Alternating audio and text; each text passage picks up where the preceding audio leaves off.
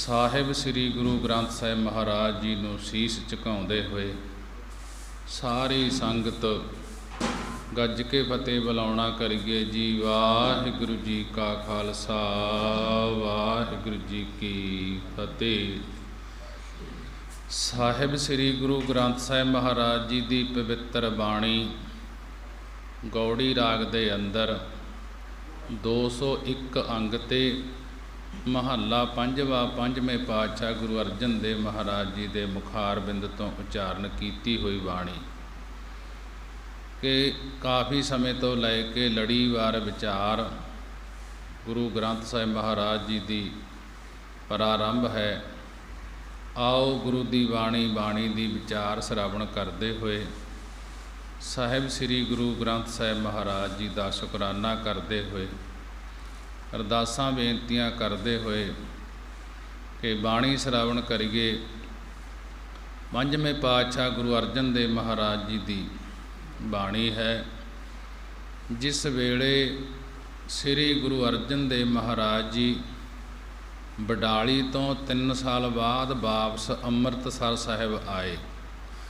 ਇੱਥੇ ਆਣ ਕੇ ਜੋ ਸੰਗਤਾਂ ਅਜੇ ਵੀ ਭੈ ਭੀਤ ਸਨ ਕਿ ਕਿਤੇ ਪ੍ਰਿਥੀ ਚੰਦ ਫੇਰ ਨਾ ਕੋਈ ਝਗੜਾ ਖੜਾ ਕਰ ਦੇਵੇ, ਤਾਂ ਸੰਗਤਾਂ ਨੂੰ ਪਰਮੇਸ਼ਰ ਵਾਹਿਗੁਰੂ ਤੇ ਅੰਡੋਲ ਨਿਸ਼ਚਾ ਕਰ ਲਈ ਇਹ ਪਾਵਨ ਸ਼ਬਦ ਉਚਾਰਨ ਕੀਤਾ ਗੁਰੂ ਅਰਜਨ ਦੇਵ ਮਹਾਰਾਜ ਜੀ ਨੇ ਕਿ ਜਿਸ ਵੇਲੇ ਸ੍ਰੀ ਗੁਰੂ ਅਰਜਨ ਦੇਵ ਮਹਾਰਾਜ ਜੀ ਬਡਾਲੀ ਤੋਂ 3 ਸਾਲ ਬਾਅਦ ਵਾਪਸ ਅੰਮ੍ਰਿਤਸਰ ਸਾਹਿਬ ਆਏ, ਇੱਥੇ ਆਣ ਕੇ ਜੋ ਸੰਗਤਾਂ ਅਜੇ ਵੀ ਭੈ ਭੀਤ ਸਨ ਕਿ ਕਿਤੇ ਪ੍ਰਿਥੀ ਚੰਦ ਫੇਰ ਨਾ ਕੋਈ ਝਗੜਾ ਖੜਾ ਕਰ ਲਏ।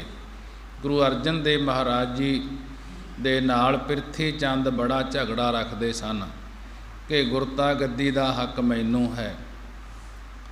ਇਹ ਗੁਰਤਾ ਗੱਦੀ ਇਸ ਨੂੰ ਦੇਣੀ ਨਹੀਂ ਚਾਹੀਦੀ ਸੀ, ਪਰ ਇਹ ਦਾਤ ਉਹਨਾਂ ਨੂੰ ਪ੍ਰਾਪਤ ਹੁੰਦੀ ਹੈ ਜਿਹੜੇ ਲਾਇਕ ਹੁੰਦੇ ਹਨ ਇਸ ਦਾਤ ਦੇ। ਤੇ ਜਦੋਂ ਇਹ ਸੰਗਤਾਂ ਭੈ ਦੇ ਵਿੱਚ ਸਨ, ਡਰ ਦੇ ਵਿੱਚ ਸਨ ਕਿ ਪ੍ਰਿਥੀ ਚੰਦ ਫੇਰ ਨਾ ਕੋਈ ਝਗੜਾ ਖੜਾ ਕਰ ਦੇਵੇ, ਤਾਂ ਸੰਗਤਾਂ ਨੂੰ ਪਰਮੇਸ਼ਰ ਵਾਹਿਗੁਰੂ ਉੱਤੇ ਅੰਡੋਲ ਨਿਸ਼ਚਾ ਕਰਨ ਲਈ ਗੁਰੂ ਅਰਜਨ ਦੇਵ ਮਹਾਰਾਜ ਜੀ ਨੇ ਇਹ ਸ਼ਬਦ ਉਚਾਰਨ ਕੀਤਾ। ਇਸ ਸ਼ਬਦ ਵਿੱਚੋਂ ਸੁਲਹੀ ਦੇ ਚੜ੍ਹ ਕੇ ਆਉਣ ਤੇ ਉਸ ਦੁਸ਼ਟ ਦੇ ਮਰਨ ਦਾ ਇਸ਼ਾਰਾ ਕੀਤਾ ਹੈ ਕਿ ਜੋ ਸੁਲਹੀ ਇੱਥੇ ਚੜ੍ਹ ਕੇ ਆਇਆ ਸੀ ਤੇ ਉਸ ਤੋਂ ਬਾਅਦ ਉਹ ਮਰ ਗਿਆ ਸੀ, ਉਹਦਾ ਇਸ਼ਾਰਾ ਕਰਕੇ ਸਮਝਾਉਂਦੇ ਹਨ ਕਿ ਇਹ ਪ੍ਰਿਥੀ ਚੰਦ ਵੀ ਐਂ ਹੀ ਖਤਮ ਹੋ ਜਾਊਗਾ। ਮਹਾਰਾਜ ਜੀ ਕਹਿਣ ਲੱਗੇ, ਥਿਰ ਘਰ ਬੈਸੋ ਹਰਿ ਜਨ ਪਿਆਰੇ। ਗੁਰੂ ਅਰਜਨ ਦੇਵ ਮਹਾਰਾਜ ਜੀ ਕਹਿਣ ਲੱਗੇ, ਹੇ ਹਰੀ ਦੇ ਜਨੋ, ਹੇ ਹਰੀ ਦੇ ਸੇਵਕੋ ਪਿਆਰਿਓ, ਗੁਰ ਸਿੱਖੋ, ਥਿਰ ਘਰ ਬੈਸੋ। ਥਿਰ ਘਰ ਇਸਤਿਤ ਟਿਕ ਕੇ ਅੰਡੋਲ ਹੋ ਕੇ ਆਪਣੇ ਘਰਾਂ ਵਿੱਚ ਬੈਠਣਾ ਕਰੋ ਕਿ ਥਿਰ ਘਰ ਬੈਸੋ ਹਰਿ ਜਨ ਪਿਆਰੇ, ਕਿ ਇਹ ਹਰੀ ਦੇ ਪਿਆਰਿਓ, ਸੰਤ ਜਨੋ ਸਾਧ ਸੰਗਤ ਰੂਪੀ ਘਰ ਦੇ ਵਿੱਚ ਇਸਤਿਤ ਹੋ ਕੇ ਬੈਠਣਾ ਕਰੋ ਕਿ ਅੰਤ ਸਕਰਨ ਭਾਵ ਹਿਰਦੇ ਰੂਪੀ ਘਰ ਦੇ ਵਿੱਚ ਇਸਤਿਤ ਹੋ ਕੇ ਤੁਰਿਆ ਪਦ ਰੂਪੀ ਘਰ ਵਿੱਚ ਬੈਠਣਾ ਕਰੋ। ਸਤਿਗੁਰ ਤੁਮਰੇ ਕਾਜ ਸਵਾਰੇ ਰਹਾਉ। ਗੁਰੂ ਅਰਜਨ ਦੇਵ ਮਹਾਰਾਜ ਜੀ ਸਮਝਾ ਰਹੇ ਹਨ ਕਿ ਤੁਹਾਡੇ ਲੋਕ ਪਰਲੋਕ ਦੇ ਸਾਰੇ ਕਾਜ, ਸਾਰੇ ਕੰਮ ਉਹ ਪਰਮੇਸ਼ਰ ਸਵਾਰ ਦੇਗਾ ਕਿ ਤੁਸੀਂ ਸਾਧ ਸੰਗਤ ਰੂਪੀ ਘਰ ਦੇ ਵਿੱਚ ਇਸਤਿਤ ਹੋ ਕੇ ਕਿ ਅੰਡੋਲ ਹੋ ਕੇ ਬੈਠਣਾ ਕਰੋ। ਜਾਂ ਕਹਿਣ ਲੱਗੇ ਕਿ ਹਿਰਦੇ ਰੂਪੀ ਘਰ ਵਿੱਚ ਇਸਤਿਤ ਹੋ ਕੇ ਤੁਰਿਆ ਪਦ ਰੂਪੀ ਘਰ ਵਿੱਚ ਬੈਠਣਾ ਕਰੋ। ਸਤਿਗੁਰੂ ਸਾਹਿਬ ਜੀ ਤੁਹਾਡੇ ਲੋਕ ਪਰਲੋਕ ਦੇ ਸਾਰੇ ਕਾਜ, ਸਾਰੇ ਕੰਮ ਸਵਾਰ ਦੇਣਗੇ। ਰਹਾਉ ਵਿਸ਼ਰਾਮ ਦੇ ਕੇ ਮਹਾਰਾਜ ਜੀ ਉਚਾਰਨ ਕਰਦੇ ਹਨ, ਦੁਸ਼ਟ ਦੂਤ ਪਰਮੇਸ਼ਰ ਮਾਰੇ। ਜੋ ਦੁਸ਼ਟ ਦੋਸ਼ ਰਹਿਤ ਖੋਟੇ ਤੂਤੀਆਂ ਲਾਉਣ ਵਾਲੇ ਸੁਲਹੀ ਤੇ ਸਲੱਬੀ ਖਾਨ ਆਦਿਕ ਸਨ, ਉਹ ਪਰਮੇਸ਼ਰ ਉਹ ਵਾਹਿਗੁਰੂ ਨੇ ਮਾਰ ਦਿੱਤੇ ਹਨ। ਸੁਲਹੀ ਅਵਿਦਿਆ ਵਿੱਚ ਪੈ ਕੇ ਮਰ ਗਿਆ ਸੀ, ਅਤੇ ਸਲੱਬੀ ਗੋਇੰਦਵਾਲ ਸਾਹਿਬ ਵਿਖੇ ਮੰਡ ਵਿੱਚ ਮਰ ਗਿਆ ਸੀ। ਇਸੇ ਪ੍ਰਕਾਰ ਦੁਸ਼ਟ ਜੋ ਅਗਿਆਨ ਆਦਿਕ ਹਨ ਅਤੇ ਦੂਤ ਜੋ ਕਾਮ ਕ੍ਰੋਧ ਆਦਿਕ ਹਨ, ਇਹ ਅਧਿਕਾਰੀ ਜਨਾਂ ਦੇ ਪਰਮੇਸ਼ਰ ਨੇ ਆਪ ਹੀ ਮਾਰ ਦਿੱਤੇ ਹਨ, ਨਿਵਰਤ ਕਰ ਦਿੱਤੇ ਹਨ। ਜਨ ਕੀ ਪੈਜ ਰੱਖੀ ਕਰਤਾਰੇ, ਜਨ ਕੀ ਪੈਜ ਰੱਖੀ ਕਰਤਾਰੇ। ਅਕਾਲ ਪੁਰਖ ਨੇ ਆਪਣੇ ਜਨ ਆਪਣੇ ਸੇਵਕਾਂ ਦੀ ਇੱਜ਼ਤ ਆਪ ਹੀ ਰੱਖਣਾ ਕੀਤੀ ਹੈ।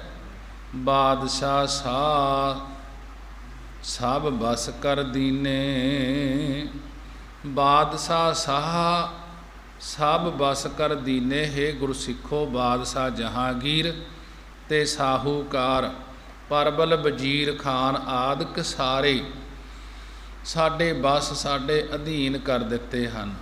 ਬਾਦਸ਼ਾਹ ਸਾਹ ਸਭ ਬਸ ਕਰ ਦੀਨੇ। ਗੁਰੂ ਅਰਜਨ ਦੇਵ ਮਹਾਰਾਜ ਜੀ ਗੁਰਸਿੱਖਾਂ ਨੂੰ ਕਹਿਣ ਲੱਗੇ, ਹੇ ਸਿੱਖੋ, ਬਾਦਸ਼ਾਹ ਜਹਾਂਗੀਰ ਤੇ ਸ਼ਾਹੂਕਾਰ ਪਰਬਲ ਵਜ਼ੀਰ ਖਾਨ ਆਦਿਕ ਸਾਰੇ ਸਾਡੇ ਅਧੀਨ ਕਰ ਦਿੱਤੇ ਹਨ। ਬਾਦਸ਼ਾਹ ਦੀ ਨਿਆਈ ਜੋ ਅਗਿਆਨ ਹੈ ਅਤੇ ਸ਼ਾਹੂਕਾਰ ਦੀ ਨਿਆਈ ਜੋ ਮਨ ਹੈ, ਕਿ ਬਾਦਸ਼ਾਹ ਦੀ ਨਿਆਈ ਜੋ ਮਨ ਹੈ ਅਤੇ ਸ਼ਾਹ ਦੀ ਨਿਆਈ ਜੋ ਸਰੀਰ ਅੰਦਰ ਪ੍ਰਾਣ ਆਦਿਕ ਹਨ, ਇਹ ਸਾਡੇ ਵਾਹਿਗੁਰੂ ਨੇ ਬਸ ਕਰ ਦਿੱਤੇ ਹਨ, ਅਧੀਨ ਕਰ ਦਿੱਤੇ ਹਨ।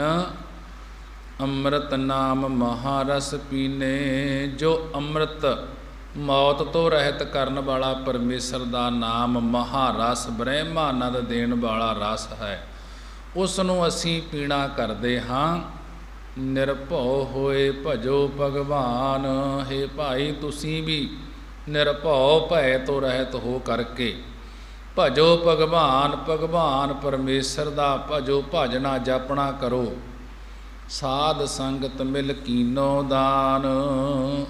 ਸਾਧ ਸੰਗਤ ਸਤ ਸੰਗਤ ਨਾਲ ਮਿਲਣ ਕਰਕੇ ਪਰਮੇਸ਼ਰ ਨੇ ਸਾਨੂੰ ਨਾਮ ਦਾ ਦਾਨ ਦੇਣਾ ਕੀਤਾ ਹੈ, ਕਿ ਉਹ ਨਾਮ ਦਾ ਦਾਨ ਦਿੱਤਾ ਹੈ, ਜੋ ਉਹ ਸਤ ਸੰਗਤ ਦੇ ਵਿੱਚ ਮਿਲ ਕਰਕੇ ਜਪਣਾ ਕਰੋ। ਸਰਨ ਪਰੇ ਪ੍ਰਭ ਅੰਤਰਜਾਮੀ। ਜੋ ਸਾਰਿਆਂ ਦੇ ਅੰਤਰਜਾਮੀ, ਅੰਦਰ ਦੀ ਜਾਣਨ ਵਾਲਾ ਪ੍ਰਭੂ ਪਰਮੇਸ਼ਰ ਹੈ।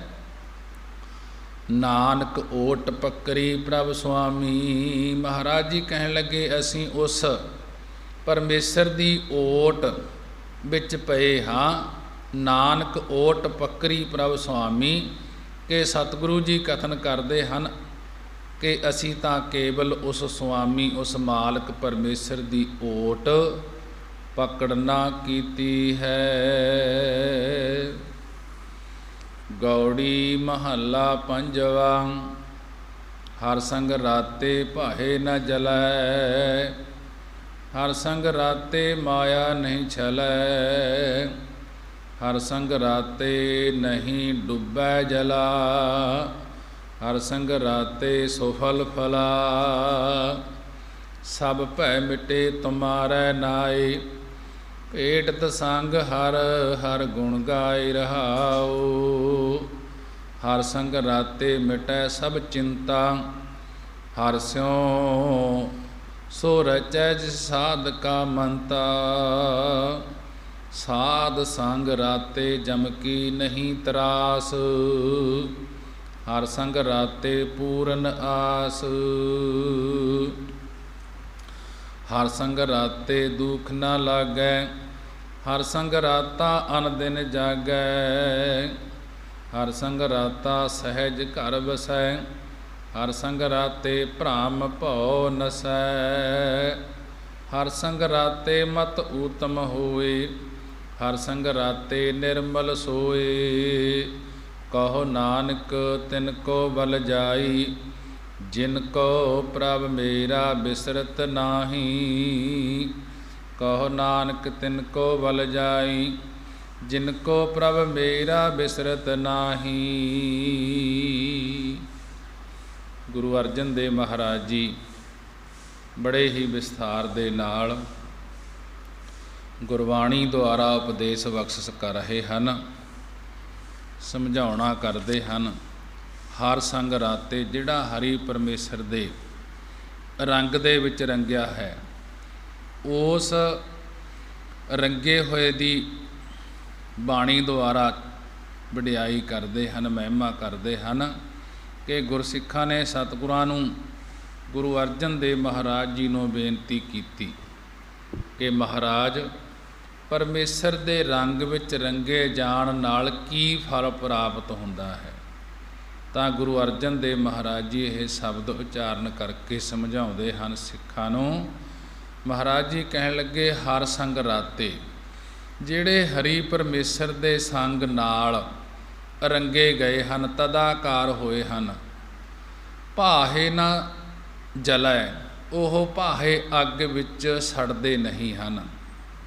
ਹਰ ਸੰਗ ਰਾਤੇ ਭਾਹੇ ਨਾ ਜਲੈ, ਭਾਹੇ ਹੁੰਦਾ ਅੱਗ, ਕਿ ਜਿਹੜੇ ਪਰਮੇਸ਼ਰ ਦੇ ਨਾਲ ਰੰਗੇ ਹੋਏ ਹਨ, ਤਦਾਕਾਰ ਹੋਏ ਹਨ, ਉਹ ਅੱਗ ਵਿੱਚ ਸੜਦੇ ਨਹੀਂ ਹਨ। ਕਿ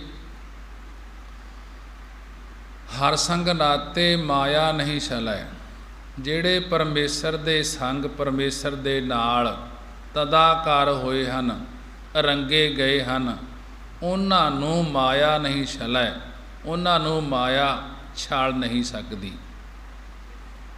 ਹਰ ਸੰਗ ਰਾਤੇ ਮਾਇਆ ਨਹੀਂ ਛਲੈ, ਜਿਹੜੇ ਹਰੀ ਪਰਮੇਸ਼ਰ ਦੇ ਨਾਲ ਰੱਤੇ ਹਨ, ਰੰਗੇ ਹਨ, ਤਦਾਕਾਰ ਹੋਏ ਹਨ, ਮਾਇਆ ਨਹੀਂ ਛਲੈ, ਉਹਨਾਂ ਨੂੰ ਮਾਇਆ ਛਾਲ ਨਹੀਂ ਸਕਦੀ। ਕਿ ਜੈਸੇ ਭਗਤ ਕਬੀਰ ਜੀ ਦੇ ਜੀਵਨ ਵਿੱਚ ਇੱਕ ਘਟਨਾ ਆਉਂਦੀ ਹੈ, ਭਗਤ ਕਬੀਰ ਜੀ ਦੇ ਜੀਵਨ ਵਿੱਚ ਇੱਕ ਘਟਨਾ ਆਉਂਦੀ ਹੈ, ਇਸ ਨੂੰ ਵੀ ਮਾਇਆ ਛੱਡਦੀ ਸੀ, ਪਰ ਜਿਹੜੇ ਪਰਮੇਸ਼ਰ ਦੇ ਨਾਲ ਰੰਗੇ ਹੋਏ ਹਨ, ਮਾਇਆ ਨਹੀਂ ਛੜਿਆ, ਉਹਨਾਂ ਨੂੰ ਮਾਇਆ ਛੱਡ ਨਹੀਂ ਸਕਦੀ। ਕਿ ਜਿਸ ਪ੍ਰਕਾਰ ਭਗਤ ਕਬੀਰ ਜੀ ਦੇ ਜੀਵਨ ਵਿੱਚ ਇੱਕ ਘਟਨਾ ਆਉਂਦੀ ਹੈ ਕਿ ਇੱਕ ਵਾਰੀ ਭਗਤ ਕਬੀਰ ਜੀ ਆਪਣੇ ਘਰ ਵਿੱਚ ਬੈਠੇ ਸਨ, ਤਾਂ ਮਾਇਆ ਇੱਕ ਰਾਣੀ ਦਾ ਰੂਪ ਧਾਰਨ ਕਰਕੇ ਭਗਤ ਕਬੀਰ ਜੀ ਦੇ ਪਾਸ ਆ ਗਈ ਤੇ ਆ ਕੇ ਕਹਿਣ ਲੱਗੀ, ਭਗਤ ਜੀ ਮੈਨੂੰ ਵੀ ਕੋਈ ਸੇਵਾ ਦੱਸੋ। ਭਗਤ ਕਬੀਰ ਜੀ ਨੇ ਉਸ ਨੂੰ ਅੰਗੀਕਾਰ ਕਰਨ ਤੋਂ ਬਿਨਾਂ ਦੂਰੋਂ ਹੀ ਵਾਪਸ ਭੇਜ ਦਿੱਤਾ। ਵਾਪਸ ਭੇਜ ਦਿੱਤਾ ਜਦੋਂ ਮਾਇਆ ਨੂੰ, ਤੇ ਮਾਤਾ ਲੋਈ ਜੀ ਨੇ ਆ ਕੇ ਕਿਹਾ ਕਿ ਮਹਾਰਾਜ ਜੀ, ਇਹ ਬਹੁਤ ਹੀ ਸੁੰਦਰ ਲਿਬਾਸ ਵਾਲੀ ਇਸਤਰੀ ਕੌਣ ਹੈ? ਭਗਤ ਕਬੀਰ ਜੀ ਕਹਿਣ ਲੱਗੇ ਕਿ ਇਹ ਮਾਇਆ ਸੀ, ਛਾਲਣ ਵਾਸਤੇ ਆਈ ਸੀ, ਮਾਇਆ ਸੀ ਇਹ, ਜਿਸ ਨੂੰ ਅਸੀਂ ਦੂਰ ਤੋਂ ਹੀ ਵਾਪਸ ਭੇਜ ਦਿੱਤਾ ਹੈ। ਲੋਈ ਕਹਿਣ ਲੱਗੀ ਕਿ ਮਹਾਰਾਜ ਸਾਨੂੰ ਭੁੱਖੇ ਕਿਉਂ ਮਾਰਦੇ ਹੋ, ਥੋੜ੍ਹੀ ਬਹੁਤੀ ਮਾਇਆ ਲੈ ਲਓ ਤੇ ਨਾਲ ਸਾਧੂ ਮਹਾਤਮਾ ਦੀ ਸੇਵਾ ਵੀ ਬੜੇ ਸਤਿਕਾਰ ਨਾਲ ਹੋ ਜਾਇਆ ਕਰੇਗੀ। ਕਬੀਰ ਜੀ ਕਹਿਣ ਲੱਗੇ ਕਿ ਇਹ ਬਹੁਤ ਹੀ ਵਿਘਨ ਪਾਉਣ ਵਾਲੀ ਹੈ, ਕਿ ਅਸੀਂ ਇਸ ਕਰਕੇ ਅੰਗੀਕਾਰ ਨਹੀਂ ਕਰਦੇ, ਇਸ ਨੂੰ ਨੇੜੇ ਨਹੀਂ ਆਉਣ ਦਿੰਦੇ। ਲੋਈ ਜੀ ਕਹਿਣ ਲੱਗੀ ਕਿ ਜੇਕਰ ਤੁਸੀਂ ਨਹੀਂ ਰੱਖਣੀ ਤਾਂ ਮੇਰੇ ਭਰਾਵਾਂ ਕੋਲ ਭੇਜ ਦਿਓ। ਲੋਈ ਭਗਤ ਕਬੀਰ ਜੀ ਨੂੰ ਕਹਿਣ ਲੱਗੀ ਕਿ ਜੇ ਤੁਸੀਂ ਨਹੀਂ ਇਹ ਮਾਇਆ ਰੱਖਣੀ, ਮੇਰੇ ਭਰਾਵਾਂ ਕੋਲ ਭੇਜ ਦਿਓ। ਕਹਿਣ ਲੱਗੇ ਚੰਗਾ। ਭਗਤ ਕਬੀਰ ਜੀ ਲੋਈ ਨੂੰ ਕਹਿਣ ਲੱਗੇ ਚੰਗਾ, ਜਦ ਕੱਲ੍ਹ ਨੂੰ ਆਵੇਗੀ ਤਾਂ ਤੇਰੇ ਭਰਾਵਾਂ ਕੋਲ ਹੀ ਭੇਜ ਦਿਆਂਗੇ। ਜਦ ਮਾਇਆ ਅਗਲੇ ਦਿਨ ਆਈ ਤਾਂ ਭਗਤ ਕਬੀਰ ਜੀ ਨੇ ਉਸ ਨੂੰ ਲੋਈ ਦੇ ਭਰਾਵਾਂ ਕੋਲ ਜਾਣ ਦੀ ਆਗਿਆ ਦੇ ਦਿੱਤੀ ਕਿ ਜਾ ਉੱਥੇ ਲੋਈ ਦੇ ਭਰਾਵਾਂ ਕੋਲ ਚਲੀ ਜਾ। ਭਗਤ ਜੀ ਦੀ ਆਗਿਆ ਮੰਨ ਕੇ ਮਾਇਆ ਲੋਈ ਜੀ ਦੇ ਪੇਕਿਆਂ ਦੇ ਘਰ ਵਿੱਚ ਜਾ ਪ੍ਰਵੇਸ਼ ਹੋਈ। ਕੁਝ ਦਿਨਾਂ ਬਾਅਦ ਹੀ ਜੁਲਾਹੇ ਆਪਸ ਵਿੱਚ ਲੜ ਪਏ। ਜਦੋਂ ਮਾਇਆ ਜਾ ਵੜੀ ਤਾਂ ਉਹ ਜੁਲਾਹੇ ਲੜ ਪਏ, ਕਿਉਂਕਿ ਭਗਤ ਕਬੀਰ ਜੀ ਜਲਾਹਾ ਸੀ, ਜਲਾਹਿਆਂ ਦੇ ਵਿਆਹ ਹੋਣ ਕਰਕੇ ਉਹ ਵੀ ਜਲਾਹੇ ਸਨ। ਉਹਨਾਂ ਜਲਾਹਿਆਂ ਦੇ ਜਦੋਂ ਮਾਇਆ ਜਾ ਵੜੀ ਆਪਸ ਵਿੱਚ ਲੜ ਪਏ ਤੇ ਆਪੋ ਆਪਣੀਆਂ ਖੱਡੀਆਂ ਪੁੱਟ ਲਈਆਂ, ਭਾਵ ਅਲੱਗ ਅਲੱਗ ਹੋ ਗਏ।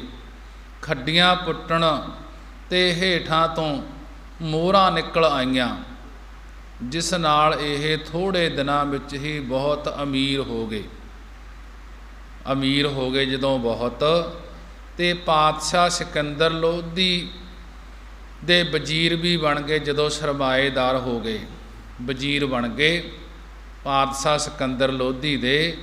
ਸਮਾਂ ਆਇਆ, ਇੱਕ ਦਿਨ ਕਿਸੇ ਹੋਰ ਰਾਜੇ ਨੇ ਆਪਣੀ ਪੁੱਤਰੀ ਦਾ ਰਿਸ਼ਤਾ ਆਪਣੇ ਵਜ਼ੀਰ ਦੇ ਹੱਥ ਸਿਕੰਦਰ ਲੋਧੀ ਕੋਲ ਭੇਜਿਆ ਕਿ ਇਹ ਵਜ਼ੀਰ ਆਣ ਕੇ ਲੋਈ ਦੇ ਵਜ਼ੀਰ ਬਣੇ ਭਰਾਵਾਂ ਨੂੰ ਮਿਲਿਆ ਕਿ ਜੋ ਹੋਰ ਰਾਜਾ ਸੀ ਉਸ ਨੇ ਆਪਣੀ ਪੁੱਤਰੀ ਦਾ ਰਿਸ਼ਤਾ ਸਿਕੰਦਰ ਲੋਧੀ ਦੇ ਜਿਹੜੇ ਵਜ਼ੀਰ ਸਨ ਉਹਨਾਂ ਕੋਲ ਭੇਜਿਆ ਕਿ ਲੋਈ ਦੇ ਵਜ਼ੀਰ ਬਣੇ ਭਰਾਵਾਂ ਨੂੰ ਮਿਲਿਆ ਉਹ ਵਜ਼ੀਰ ਆ ਕੇ, ਤੇ ਕਹਿਣ ਲੱਗਿਆ ਕਿ ਮੈਂ ਰਾਜੇ ਦੇ ਲੜਕੇ ਨੂੰ ਰਿਸ਼ਤਾ ਕਰਨ ਆਇਆ ਹਾਂ। ਅੱਗੋਂ ਇਹ ਕੀ ਕਹਿੰਦੇ ਕਿ ਰਾਜੇ ਦਾ ਲੜਕਾ ਤਾਂ ਕਮਲਾ ਹੈ। ਲੋਈ ਦੇ ਭਰਾ ਸਿਕੰਦਰ ਲੋਧੀ ਦੇ ਜੋ ਲੜਕੇ ਨੂੰ ਰਿਸ਼ਤਾ ਕਰਨ ਆਇਆ ਸੀ ਉਹਨਾਂ ਨੂੰ ਕਹਿੰਦੇ ਉਹ ਰਾਜੇ ਦਾ ਲੜਕਾ ਤਾਂ ਕਮਲਾ ਹੈ, ਉਹ ਬਹੁਤਾ ਸਿਆਣਾ ਨਹੀਂ, ਤੂੰ ਸਾਡੇ ਅੱਲਾ ਦਿੱਤੇ ਨੂੰ, ਇਹਨਾਂ ਦੇ ਪੁੱਤਰ ਦਾ ਨਾਂ ਸੀ ਅੱਲਾ ਦਿੱਤਾ, ਕਿ ਸਾਡੇ ਅੱਲਾ ਦਿੱਤੇ ਨੂੰ ਰਿਸ਼ਤਾ ਕਰ ਦੇ। ਉਹ ਵਜ਼ੀਰ ਸੋਚਣ ਲੱਗਿਆ ਕਿ ਇਹ ਇਤਨੇ ਵਿਗੜੇ ਵਜ਼ੀਰ ਹਨ ਜੋ ਆਪਣੇ ਰਾਜੇ ਦੇ ਲੜਕੇ ਦੀ ਬੇਇੱਜ਼ਤੀ ਕਰਦੇ ਹਨ, ਉਹਨੂੰ ਕਮਲਾ ਕਹਿੰਦੇ ਹਨ। ਉਸਨੇ ਸਿਕੰਦਰ ਨੂੰ ਕਿਹਾ ਕਿ ਹੇ ਰਾਜਨ, ਮੈਂ ਤੇਰੇ ਪੁੱਤਰ ਵਾਸਤੇ ਰਿਸ਼ਤਾ ਲੈ ਕੇ ਆਇਆ ਸੀ, ਤੇਰੇ ਵਜ਼ੀਰ ਇਤਨੇ ਵਿਗੜੇ ਹਨ ਕਿ ਉਹ ਕਹਿੰਦੇ ਹਨ ਕਿ ਤੂੰ ਸਾਡੇ ਲੜਕੇ ਨੂੰ ਰਿਸ਼ਤਾ ਕਰ ਜਾ। ਰਾਜੇ ਦਾ ਲੜਕਾ ਤਾਂ ਸਿਆਣਾ ਨਹੀਂ, ਇਹ ਕਹਿੰਦੇ ਹਨ। ਇਹ ਗੱਲ ਸੁਣ ਕੇ ਸਿਕੰਦਰ ਲੋਧੀ ਕਹਿਣ ਲੱਗਿਆ ਕਿ ਹੁਣ ਉਹਨਾਂ ਦਾ ਕੀ ਕਰੀਏ ਫਿਰ। ਉਹ ਵਜ਼ੀਰ ਕਹਿਣ ਲੱਗਿਆ ਜਿਹੜਾ ਆਇਆ ਸੀ ਕਿ ਇਹ ਤਾਂ ਬਰੂਦ ਨਾਲ ਉਡਾਉਣ ਵਾਲੇ ਹਨ, ਜੋ ਤੇਰੇ ਰਾਜ ਦੇ ਵਿੱਚ ਇਹ ਤੇਰਾ ਹੀ ਖਾ ਕੇ ਤੇ ਤੇਰੇ ਹੀ ਮਾੜਾ ਸੋਚਦੇ ਹਨ, ਇਹ ਬਰੂਦ ਨਾਲ ਉਡਾਉਣ ਵਾਲੇ ਹਨ। ਸਿਕੰਦਰ ਕਹਿਣ ਲੱਗਿਆ ਕਿ ਹੁਣ ਉਹਨਾਂ ਨੂੰ ਬਰੂਦ ਨਾਲ ਹੀ ਉਡਾਇਆ ਜਾਏਗਾ। ਜਦੋਂ ਇਹ ਇੰਜ ਕਰਦੇ ਹਨ, ਮੇਰੀ ਬਦਨਾਮੀ ਕਰਦੇ ਹਨ, ਕਿ ਇਹਨਾਂ ਨੂੰ ਬਰੂਦ ਨਾਲ ਹੀ ਉਡਾਇਆ ਜਾਏਗਾ। ਤੂੰ ਉਹਨਾਂ ਨੂੰ ਕਹਿ ਜਾ ਕਿ ਤੁਹਾਡੇ ਅੱਲਾ ਦਿੱਤੇ ਨੂੰ ਹੀ ਰਿਸ਼ਤਾ ਕੀਤਾ, ਤੇ ਨਾਲ ਕੋਈ ਤਰੀਖ ਰੱਖ ਜਾਵੀਂ, ਰਿਸ਼ਤੇ ਦੀ ਤਰੀਖ ਰੱਖ ਜਾਈਂ। ਉਹ ਵਜ਼ੀਰ ਤਰੀਕ ਰੱਖ ਗਿਆ ਕਿ ਮਿੱਥੇ ਦਿਨ ਅਨੁਸਾਰ ਸਿਕੰਦਰ ਨੇ ਉੱਪਰ ਥੱਲੇ ਸਾਰੇ ਬਰੂਦ ਵਿਛਾ ਕੇ ਇੱਕ ਮੰਦਰ ਤਿਆਰ ਕਰਵਾਇਆ। ਜੁਲਾਹਿਆਂ ਦਾ ਸਾਰਾ ਪਰਿਵਾਰ ਬੁਲਾ ਲਿਆ। ਸਿਕੰਦਰ ਕਹਿਣ ਲੱਗਾ ਕਿ ਕੋਈ ਰਹਿ ਤਾਂ ਨਹੀਂ ਗਿਆ, ਸਾਰੇ ਆ ਗਏ। ਇਹ ਜਲਾਹੇ ਕਹਿਣ ਲੱਗੇ ਕਿ ਕਬੀਰ ਤੇ ਲੋਈ ਅਜੇ ਨਹੀਂ ਆਏ। ਉਧਰ ਕਬੀਰ ਜੀ ਜਾਣ ਕੇ ਹੀ ਸਮਾਂ ਲੰਘਾਈ ਜਾ ਰਹੇ ਸਨ, ਜਾਣੀ ਜਾਣ ਸਨ। ਪਤਾ ਸੀ ਜਦ ਉਹ ਕਾਂਸੀ ਤੋਂ ਬਾਹਰ ਨਿਕਲੇ ਤਾਂ ਉਧਰ ਸਿਕੰਦਰ ਨੇ ਬਰੂਦ ਨੂੰ ਅੱਗ ਲਗਾ ਦਿੱਤੀ, ਜਿਸ ਨਾਲ ਮਕਾਨ ਉੱਡਣ ਲੱਗ ਪਏ। ਲੋਈ ਕਹਿਣ ਲੱਗੀ ਕਿ ਮੇਰੇ ਭਰਾਵਾਂ ਦੇ ਘਰ ਖੁਸ਼ੀਆਂ ਦੇ ਪਟਾਕੇ ਵੱਜ ਰਹੇ ਹਨ, ਚੱਲ ਰਿਹਾ ਸੀ ਬਰੂਦ। ਕਬੀਰ ਜੀ ਕਹਿਣ ਲੱਗੇ ਕਿ ਉੱਥੇ ਚੱਲ ਕੇ ਹੀ ਵੇਖਾਂਗੇ। ਜਦ ਉੱਥੇ ਪਹੁੰਚੇ ਤਾਂ ਸਾਰਾ ਪਰਿਵਾਰ ਹੀ ਸੜ ਕੇ ਸੁਆਹ ਹੋ ਚੁੱਕਿਆ ਸੀ, ਸਾਰਾ ਪਰਿਵਾਰ ਸੜ ਕੇ ਸੁਆਹ ਹੋ ਚੁੱਕਿਆ ਸੀ। ਲੋਈ ਜੀ ਇਹ ਵੇਖ ਕੇ ਰੋਣ ਲੱਗ ਪਈ। ਕਬੀਰ ਜੀ ਕਹਿਣ ਲੱਗੇ ਕਿ ਤੂੰ ਕਿਉਂ ਰੋਂਦੀ ਹੈ?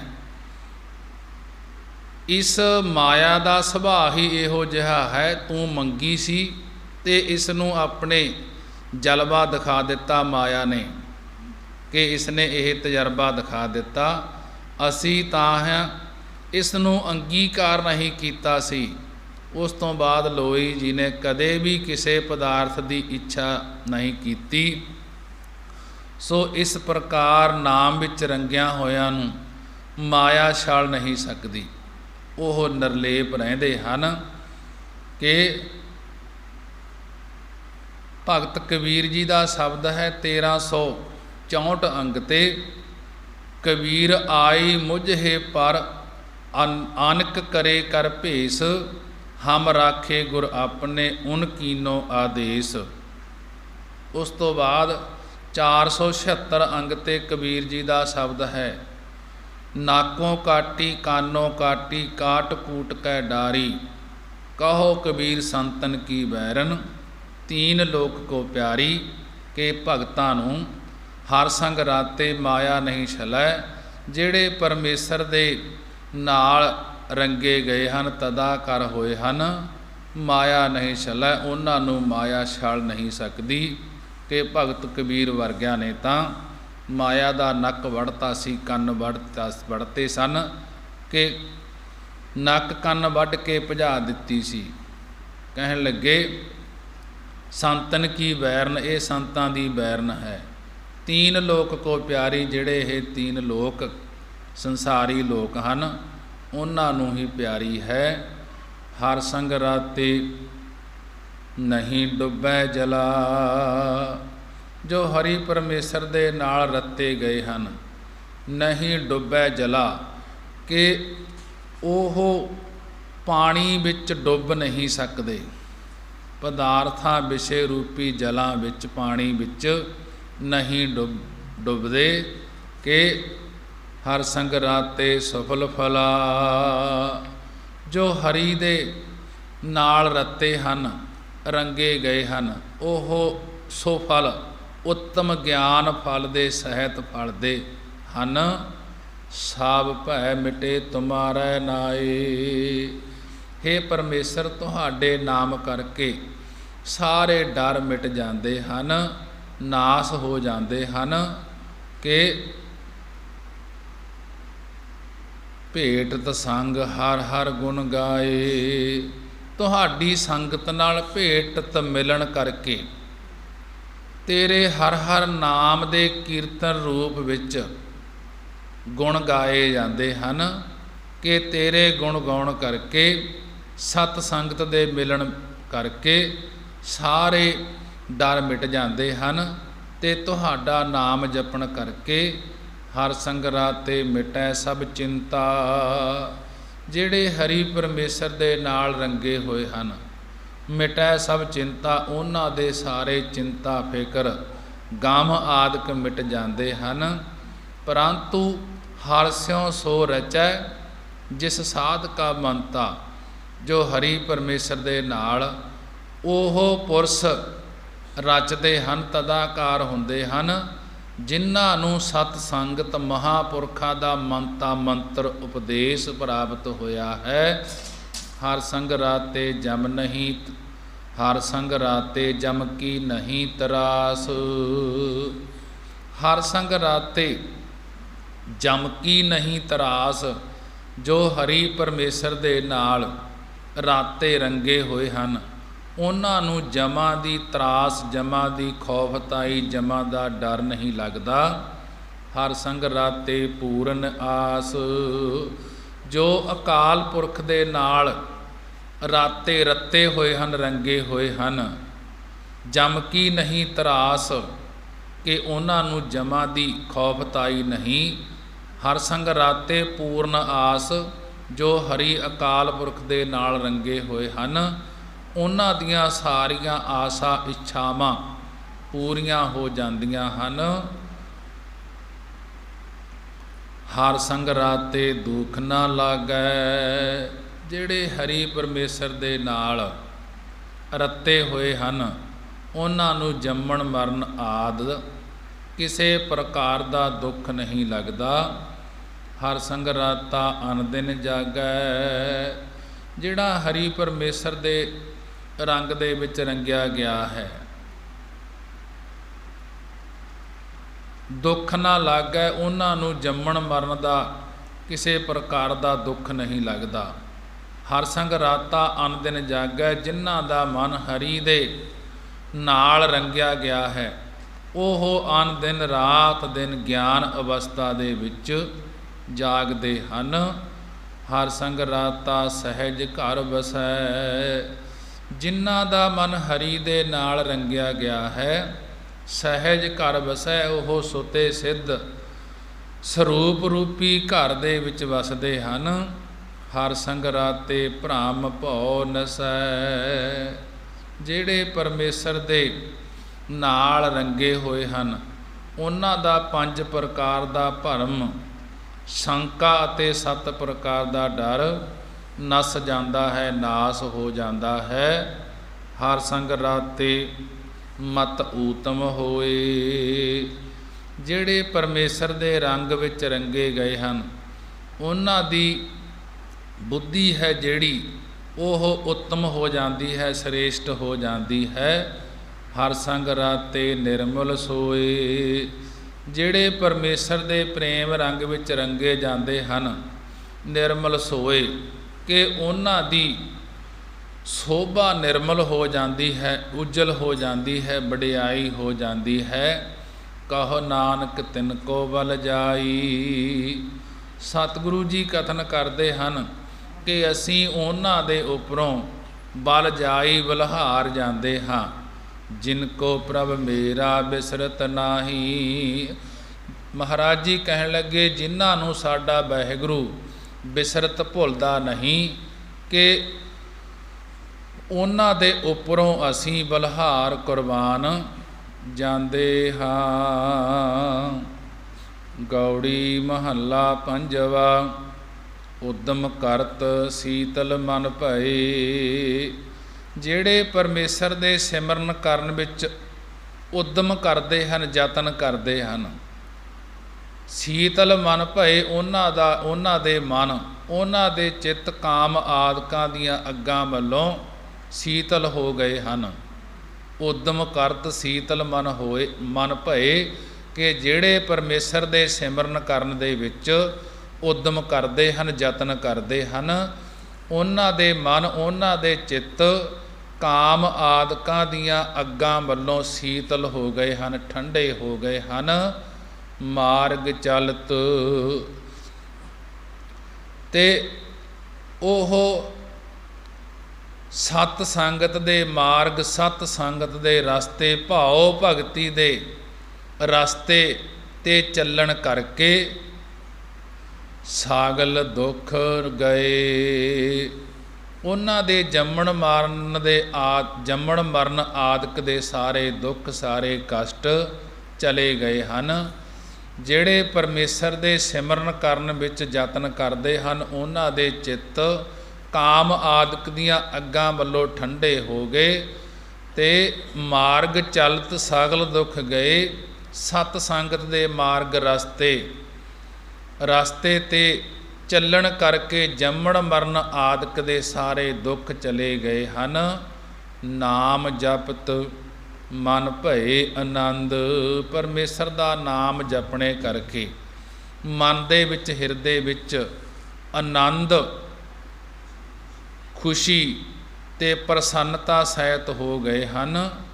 ਰਸ ਗਾਏ ਗੁਣ ਪਰਮਾਨੰਦ, ਕਿ ਉਹਨਾਂ ਨੇ ਪਰਮਾਨੰਦ ਪਰਮੇਸ਼ਰ ਦੀ ਪ੍ਰਾਪਤੀ ਦੇ ਸਹਿਤ ਹੋ ਕੇ ਤੇ ਗੁਣ ਗਾਉਣਾ ਕੀਤੇ ਹਨ।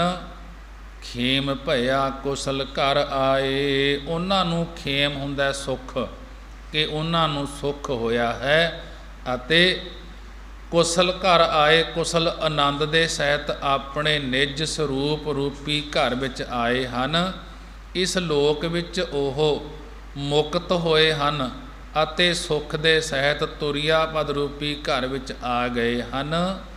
ਭੇਟਤ ਸਾਧ ਸੰਗ, ਸਾਧ ਸੰਗਤ ਦੇ ਨਾਲ ਭੇਟਤ ਮਿਲਣੇ ਕਰਕੇ ਗਈ ਬਲਾਏ। ਉਹਨਾਂ ਦੀ ਅਵਿਦਿਆ ਆਦਿਕ ਦੀ ਬਲਾ ਵੀ ਚਲੀ ਗਈ ਹੈ। ਰਹਾਉ। ਵਿਸ਼ਰਾਮ ਦੇ ਕੇ ਮਹਾਰਾਜ ਜੀ ਕਹਿਣ ਲੱਗੇ, ਨੇਤਰ ਪਨੀਤ ਪੇਖਤ ਹੀ ਦਰਸ।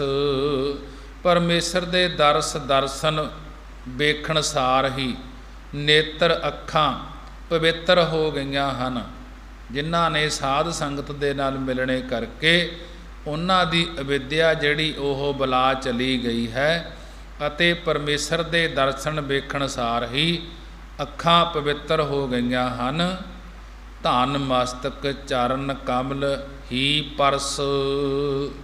ਪਰਮੇਸ਼ਰ ਦੇ ਚਰਨਾਂ ਕਮਲਾਂ ਨਾਲ ਪਰਸਣੇ ਕਰਕੇ ਉਹਨਾਂ ਦੇ ਪ੍ਰਤੱਖ ਮਸਤਕ ਮੱਥੇ, ਅੰਤਸਕਰ ਰੂਪੀ ਮੱਥੇ ਧਨਤਾ ਦੇ ਜੋਗ ਹੋ ਗਏ ਹਨ। ਗੋਬਿੰਦ ਕੀ ਟਹਿਲ ਸਫਲ ਇਹ ਕਾਇਆ। ਗੋਬਿੰਦ ਕੀ ਟਹਿਲ ਸਫਲ ਇਹ ਕਾਇਆ। ਪਰਮੇਸ਼ਰ ਦੀ ਗੋਬਿੰਦ ਦੀ ਭਾਉ ਭਗਤੀ ਰੂਪੀ ਸੇਵਾ ਕਰਨ ਨਾਲ, ਗੋਬਿੰਦ ਰੂਪ ਜਾਣ ਕੇ ਸਤ ਸੰਗਤ ਦੀ ਟਹਿਲ ਸੇਵਾ ਕਰਨ ਨਾਲ ਉਹਨਾਂ ਦੀ ਸਫਲ ਇਹ ਕਾਇਆ, ਇਹ ਅਸਥੂਲ ਕਾਇਆ ਅਸਥੂਲ ਦੇਹੀ ਵੀ ਸਫਲੀ ਹੈ। ਸੰਤ ਪ੍ਰਸਾਦ ਪਰਮ ਪਦ ਪਾਇਆ। ਉਹਨਾਂ ਨੇ ਸੰਤ ਸਾਤ ਆਤਮਾ ਵਾਲੇ ਗੁਰੂ ਸਾਹਿਬ ਜੀ ਦੀ ਪ੍ਰਸਾਦ ਕਿਰਪਾ ਕਰਕੇ ਪਰਮ ਪਦ ਵੱਡੀ ਪਦਵੀ ਕੈਵਲ ਮੋਖ ਨੂੰ ਪਾ ਲਿਆ ਹੈ। ਜਨ ਕੀ ਕੀਨੀ ਆਪ ਸਹਾਏ। ਆਪਣੇ ਜਨ, ਆਪਣੇ ਭਗਤ, ਆਪਣੇ ਸੇਵਕਾਂ ਦੀ ਪਰਮੇਸ਼ਰ ਨੇ ਖੁਦ ਆਪ ਆ ਕੇ ਸਹਾਇਤਾ ਕੀਤੀ ਹੈ। ਸੁਖ ਪਾਇਆ ਲਗ ਦਾਸਾਂ ਪਾਏ। ਉਹਨਾਂ ਦਾਸਾਂ, ਉਹਨਾਂ ਸੇਵਕਾਂ ਦੇ ਚਰਨੀ ਲੱਗ ਕਰਕੇ ਸੁਖ ਆਨੰਦ ਤਾਈਂ ਪਾਉਣਾ ਕੀਤਾ ਹੈ। ਆਪ ਗਿਆ ਤਾਂ ਆਪ ਹੀ ਭਏ। ਜਦੋਂ ਦੇਹ ਦੇ ਅੰਦਰੋਂ ਆਪ ਗਿਆ, ਆਪਾ ਭਾਵ ਹੰਕਾਰ ਚਲਿਆ ਗਿਆ, ਤਾਂ ਆਪ ਹੀ ਭਏ। ਤਦੋਂ ਉਲਟ ਕੇ ਆਪੇ ਆਪਣਾ ਆਪ ਰੂਪ ਹੀ ਹੋ ਗਏ। ਕਿਰਪਾ ਨਿਧਾਨ ਕੀ ਸਰਨੀ ਪਏ। ਜਿਸ ਵੇਲੇ ਕਿਰਪਾ ਦਇਆ ਦੇ ਨਿਧਾਨ ਖਜ਼ਾਨੇ ਪਰਮੇਸ਼ਰ ਦੀ ਸਰਨੀ ਓਟ ਪੈਣਾ ਕੀਤੀ, ਉਦੋਂ ਦੇਹ ਦੇ ਅੰਦਰੋਂ ਆਪਾ ਭਾਵ ਹੰਕਾਰ ਚਲਿਆ ਗਿਆ ਤੇ ਉਲਟ ਕੇ ਆਪਣਾ ਆਪ ਰੂਪ ਹੀ ਹੋ ਗਏ। ਜੋ ਚਾਹਤ ਸੋਈ ਜਬ ਪਾਇਆ। ਜਿਹੜੇ ਵਾਹਿਗੁਰੂ ਦੇ ਦਰਸ਼ਨਾਂ ਨੂੰ ਚਾਹਤ ਚਾਹੁੰਦੇ ਹਨ, ਸੋਈ ਜਬ ਪਾਇਆ, ਜਦੋਂ ਸੋਈ ਉਹ ਪ੍ਰਾਪਤ ਕਰ ਲਿਆ। ਤਬ ਢੂੰਡਨ ਕਹਾਂ ਕੋ ਜਾਇਆ। ਤਦੋਂ ਫਿਰ ਢੂੰਡਣ ਭਾਲਣ ਵਾਸਤੇ ਕਿਧਰੇ ਕੀ ਜਾਣਾ ਹੈ। ਭਾਵ ਜਦੋਂ ਪਰਮੇਸ਼ਰ ਦੀ ਪ੍ਰਾਪਤੀ ਹੋ ਗਈ ਤਾਂ ਫਿਰ ਹੋਰ ਕਿਸੇ ਚੀਜ਼ ਨੂੰ ਲੱਭਣ ਦੀ ਜ਼ਰੂਰਤ ਨਹੀਂ ਪੈਂਦੀ। ਆਸਤਰ ਭਏ ਬਸੇ ਸੁਖ ਆਸਨ। ਇਸ ਪ੍ਰਕਾਰ ਸੁਖ ਰੂਪੀ ਆਸਣ ਵਿੱਚ ਇਸਤਤ ਹੋ ਕੇ ਬਸੇ ਹਾਂ। ਗੁਰੂ ਅਰਜਨ ਦੇਵ ਮਹਾਰਾਜ ਜੀ ਕਹਿਣ ਲੱਗੇ, ਆਸਥਿਰ ਭਏ ਬਸੇ ਸੁਖ ਆਸਣ, ਗੁਰ ਪ੍ਰਸਾਦ ਨਾਨਕ ਸੁਖ ਬਾਸਨ। ਇਸ ਪ੍ਰਕਾਰ ਸੁਖ ਰੂਪੀ ਆਸਣ ਵਿੱਚ ਇਸਤਤ ਹੋ ਕੇ ਬਸੇ ਹਾਂ। ਸਤਿਗੁਰੂ ਜੀ ਕਥਨ ਕਰਦੇ ਹਨ ਕਿ ਗੁਰਾਂ ਦੀ ਕਿਰਪਾ ਕਰਕੇ ਇਉਂ ਸੁਖ ਸਰੂਪ ਵਿੱਚ ਬਸਣਾ ਕੀਤਾ ਹੈ। ਸੁਖ ਦੇ ਪਾਤਰ ਬਣ ਗਏ ਹਾਂ, ਸੁਖ ਦੇ ਅਧਿਕਾਰੀ ਬਣ ਗਏ ਹਾਂ ਅਤੇ ਕਿਸੇ ਪ੍ਰਕਾਰ ਦੀ ਵਾਸਨਾ ਨਹੀਂ ਰਹਿ ਗਈ। ਗੌੜੀ ਮਹੱਲਾ ਪੰਜਵਾ। ਕੋਟ ਮੱਜਨ ਕੀਨੋ ਇਸ਼ਨਾਨ, ਲਾਖ ਅਰਬ ਖਰਬ ਦੀਨੋ ਦਾਨ। ਜਾਂ ਮਨ ਬਸਿਓ ਹਰ ਕੋ ਨਾਉ, ਸਗਲ ਪਵਿੱਤ ਗੁਣ ਗਾਏ ਗੋਪਾਲ। ਪਾਪ ਮਿਟੇ ਸਾਧੂ ਸਰਨ ਦਇਆਲ ਰਹਾਉ। ਬਹੁਤ ਉਰਦ ਤਪ ਸਾਧਨ ਸਾਧੇ, ਅਨਕ ਲਾਭ ਮਨੋਰਥ ਲਾਦੇ। ਹਰ ਹਰ ਨਾਮ ਰਸਨ ਅਰਾਧੇ, ਸਿਮਰਤ ਸਾਸਤ ਵੇਦ ਬਖਾਨੇ।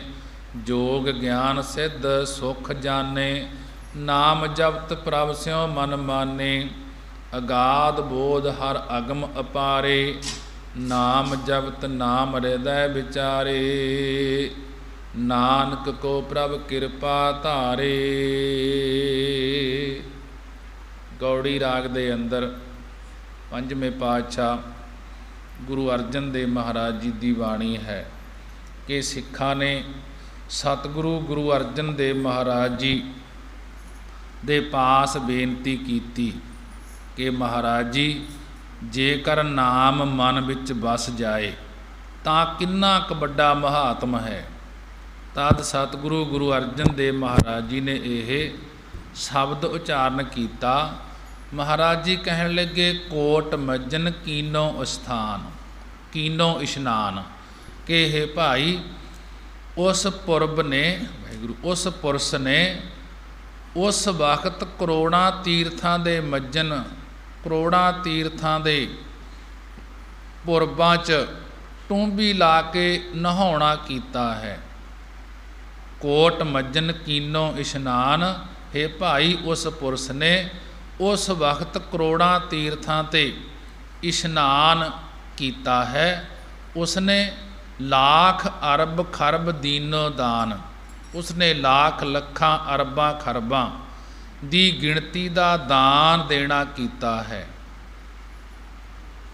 ਕੋਟ ਮੱਜਨ ਕੀਨੋ ਇਸ਼ਨਾਨ, ਲੱਖ ਅਰਬ ਖਰਬ ਦੀਨੋ ਦਾਨ, ਹੈ ਭਾਈ ਉਸ ਪੁਰਸ਼ ਨੇ ਉਸ ਵਕਤ ਕਰੋੜਾਂ ਤੀਰਥਾਂ ਦੇ ਪੁਰਬਾਂ 'ਚ ਟੂੰਬੀ ਲਗਾ ਕੇ ਇਸ਼ਨਾਨ ਕੀਤਾ ਹੈ।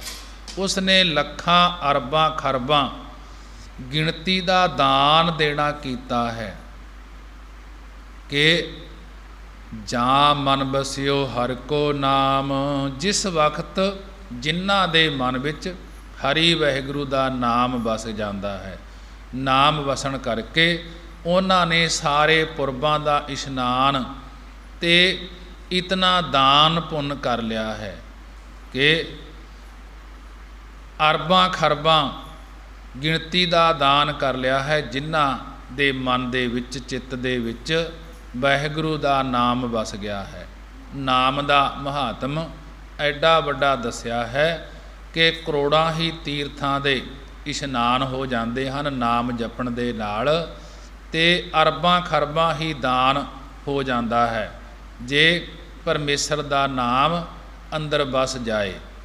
ਜੈਸੇ 68 ਤੀਰਥ ਪਰਸ ਕੀਓ, ਜੁਗ 4 ਚੜ੍ਹਿਓ ਕੈਲਾਸ ਰਹਿਓ, ਜੈਸੇ लाख बार कुरुक्षेत्र में असमेत जग अभाग ठयो, जैसे कोट वर्ष ताप उर्दमुखी बैसंतर में तन दाहा दयो, फुन अमृत नाम विशेष इति, जिन एक बार श्री वाहिगुरु कहियो।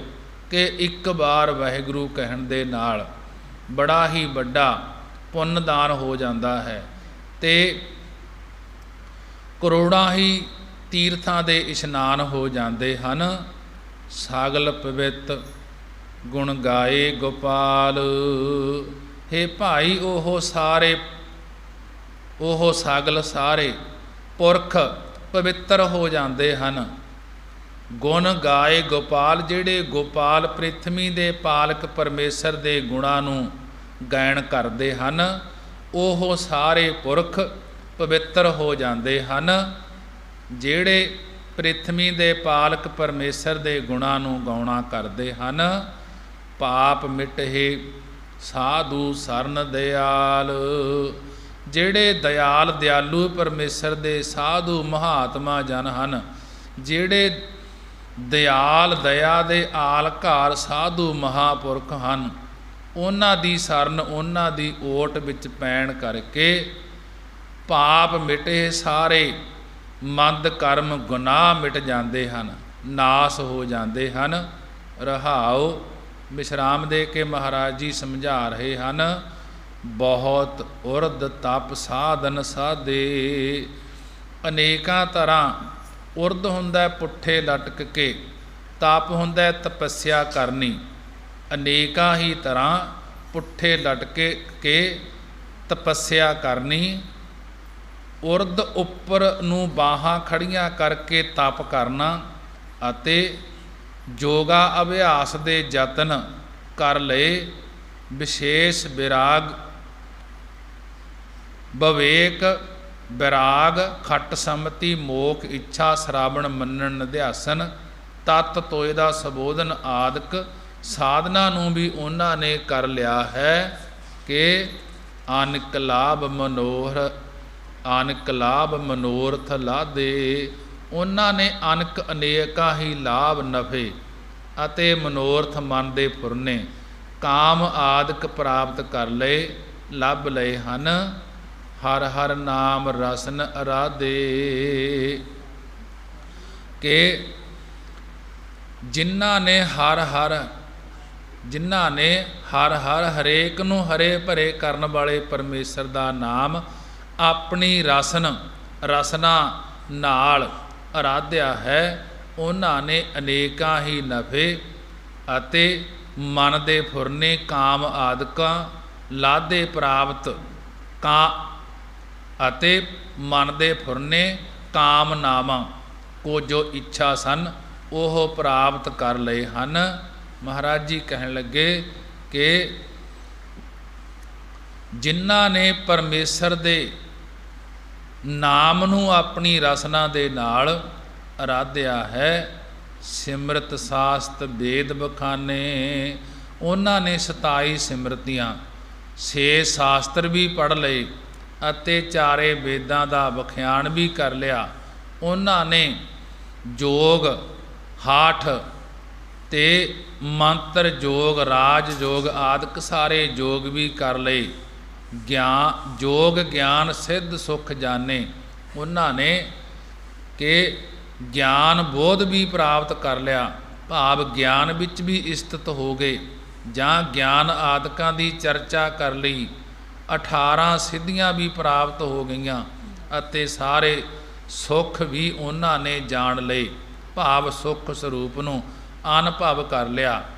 ਨਾਮ ਜਪਤ ਪ੍ਰਭ ਸਿਉ ਮਨ ਮਾਨੇ, ਜਿਨ੍ਹਾਂ ਦਾ ਨਾਮ ਨੂੰ ਜਪਦਿਆਂ ਹੋਇਆਂ ਪਰਮੇਸ਼ਰ ਦੇ ਨਾਲ ਚਿੱਤ ਮੰਨ ਗਿਆ ਹੈ, ਉਹਨਾਂ ਨੇ 27 ਸਿਮਰਤੀਆਂ 6 ਸ਼ਾਸਤਰ ਪੜ੍ਹ ਲਏ, 4 ਵੇਦਾਂ ਦੇ ਵਿਖਿਆਨ ਵੀ ਕਰ ਲਏ ਤੇ ਉਹਨਾਂ ਨੇ ਜੋਗ ਹਠ ਜੋਗ ਮੰਤਰ ਜੋਗ ਰਾਜ ਜੋਗ ਆਦਿਕ ਸਾਰੇ ਜੋਗ ਵੀ ਕਰ ਲਏ ਕਿ ਜਿਨ੍ਹਾਂ ਦਾ ਨਾਮ ਨੂੰ ਜਪਦਿਆਂ ਹੋਇਆਂ ਪਰਮੇਸ਼ਰ ਦੇ ਨਾਲ ਮਨ ਮੰਨ ਗਿਆ ਹੈ, ਮਨ ਚਿੱਤ ਮੰਨ ਗਿਆ ਹੈ। ਅਗਾਧ ਬੋਧ ਹਰ ਅਗਮ ਅਪਾਰੇ, ਅਕਾਲ ਪੁਰਖ ਜੋ ਅਗਾਧ ਬੇਅੰਤ ਹੈ, ਉਸ ਦਾ ਗਿਆਨ ਵਿਚਾਰ ਮਨ ਦੇ ਸੰਕਲਪਾਂ ਵਿਕਲਪਾਂ ਦੀ ਗਮਤਾ ਤੋਂ ਰਹਿਤ ਹੈ। ਨਾਮ ਜਪਤ ਨਾਮ ਹਿਰਦੇ ਵਿਚਾਰੇ, ਕਿ ਪਰਮੇਸ਼ਰ ਦੇ ਨਾਮ ਦਾ ਹੀ ਜਾਪ ਕਰੀਏ ਅਤੇ ਨਾਮ ਪ੍ਰਸਿੱਧ ਰੂਪ ਬ੍ਰਹਮ ਦੀ ਹਿਰਦੇ ਵਿੱਚ ਵਿਚਾਰ ਧਾਰਨ ਕਰੀਏ। ਨਾਨਕ ਕੋ ਪ੍ਰਭ ਕਿਰਪਾ ਧਾਰੇ। ਕਿ ਸਤਿਗੁਰੂ ਜੀ ਕਥਨ ਕਰਦੇ ਹਨ, ਹੇ ਪਰਮੇਸ਼ਰ ਸਾਡੇ ਤਾਈਂ ਆਪਣੀ ਕਿਰਪਾ ਦ੍ਰਿਸ਼ਟੀ ਧਾਰਨ ਕਰੋ, ਤਾਂ ਜੋ ਅਸੀਂ ਵੀ ਤੇਰਾ ਨਾਮ ਜਪ ਸਕੀਏ। ਮਹਾਰਾਜ ਜੀ ਬੜੇ ਹੀ ਵਿਸਥਾਰ ਦੇ ਨਾਲ ਸਮਝਾ ਰਹੇ ਹਨ। ਅਗਲੇ ਸ਼ਬਦ ਦੇ ਅੰਦਰ ਮਹਾਰਾਜ ਜੀ ਗੁਰੂ ਅਰਜਨ ਦੇਵ ਜੀ ਬਾਣੀ ਦੁਆਰਾ ਕਥਨ ਕਰਦੇ ਹਨ। ਗੁਰੂ ਅਰਜਨ